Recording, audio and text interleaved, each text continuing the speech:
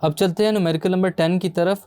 उसमें हम लोगों ने कुछ पावर्स को कंपेयर करना है। आइए सबसे पहले इसकी स्टेटमेंट को देखते हैं। सपोज हमें बताया जाता है कि एक्सेलरेशन ऑफ पार्टिकल, किसी मूविंग पार्टिकल की एक्सेलरेशन जो है वो किसी सर्कुलर रेडियस के अंदर जो कि यूनिफॉर्म स्पीड के साथ मूव कर रहा है स्टूडेंट्स, वो प्रोपोर्शनल है रेडियस आर की कुछ पावर से।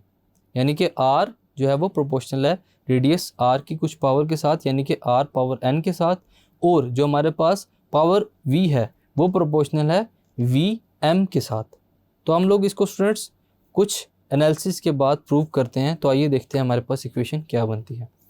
सबसे पहले हम लोग गिवन डाटा के अंदर लिखेंगे students acceleration of a particle वो क्या है ए, वेलोसिटी ऑफ अ पार्टिकल हमारे पास क्या है स्टूडेंट्स वी, और रेडियस ऑफ द सर्कल हमारे पास क्या है स्टूडेंट्स आर। ये तीन चीज़ें हमारे पास मौजूद हैं। यहाँ पर एक्सेलरेशन जो है वो डायरेक्टली प्रोपोर्शन होगी किसके, आर पावर एन के साथ और वी पावर एम के साथ। फाइंड हम लोगों ने क्या करना है, एन और एम की वैल्यूज़ को। फाइंड एन की क्या वैल्यू होगी, और अब तमाम डायमेंशंस को फार्मूले के अंदर पुट करेंगे। तो हमारे पास जो फार्मूला है स्टूडेंट्स वो क्या है, R power N V power M. So acceleration यानी कि लेफ्ट हैंड साइड के लिए हम लोग अगर डायमेंशंस को लिखें तो वो क्या है, L T minus two directly proportion to R power N की हमारे पास क्या होगी डायमेंशन एल पावर एन, और वी पावर एम की डायमेंशन हमारे पास होगी L T minus one power M. So इनको अलहदा करते हैं स्टूडेंट्स, तमाम डायमेंशंस को, एल अलहदा, टी पावर माइनस टू भी अलहदा, directly proportion to L power N into L power M into T minus one power M, L T minus two directly proportion to L N plus M into T power minus M, bracket L into T minus two bracket closed. इसके साथ क्या आ जाएगा students, equal का sign, और equal का sign लाने के बाद हम लोग कांस्टेंट ऑफ प्रोपोर्शनैलिटी को इन्वॉल्व करते हैं। तो राइट हैंड साइड पर हमारे पास जो डायमेंशन बन रही है स्टूडेंट्स वो क्या है, L power N plus M into T power minus M. अब हम लोग दोनों साइड्स के ऊपर जो भी कंपेरेबल डायमेंशन उनको कंपेयर करेंगे। Compare the same dimensions on both side. So हमारे पास डायमेंशंस क्या आ रही हैं students, L is equal to L power N plus M.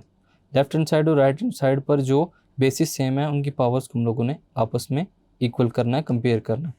और दूसरा हमारे पास क्या है students, time, T power minus two is equal to T power minus M.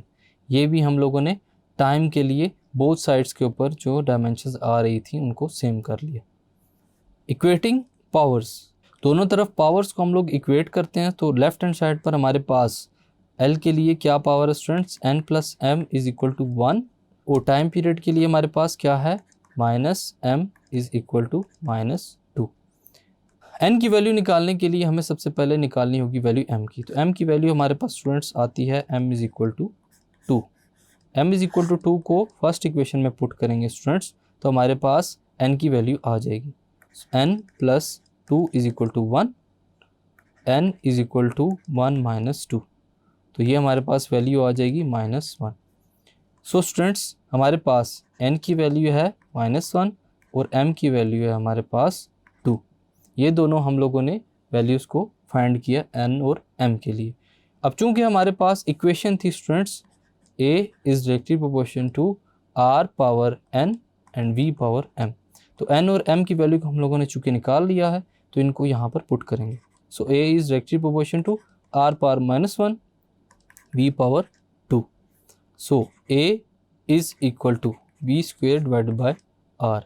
ये हमारे पास इक्वेशन डायमेंशनली प्रूव कर दी गई। सो स्टूडेंट्स यहाँ पर न्यूमेरिकल प्रॉब्लम्स जो कि आपकी एक्सरसाइज का दूसरा पार्ट था ख़त्म होते हैं। होप सो आपको शॉर्ट क्वेश्चंस और न्यूमेरिकल प्रॉब्लम्स अच्छे तरीके से समझ आ गए होंगे। I am Usama bin Qamar, your on screen instructor of physics from tutoria.pk। Hope you are doing well. Allah हाफिज़।